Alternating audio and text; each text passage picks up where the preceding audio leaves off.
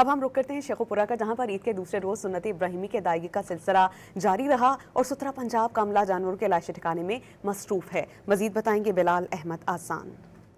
जी बिल्कुल देखें, आज ईद के दूसरे रोज भी सारा दिन सुनते इब्राहिमी की अदायगी का सिलसिला जारी रहा। गोश्त जो है गुरबा में भी तकसीम किया गया, इस तरह मुख्तलिफ किस्म की दावतों का भी एहतमाम किया गया।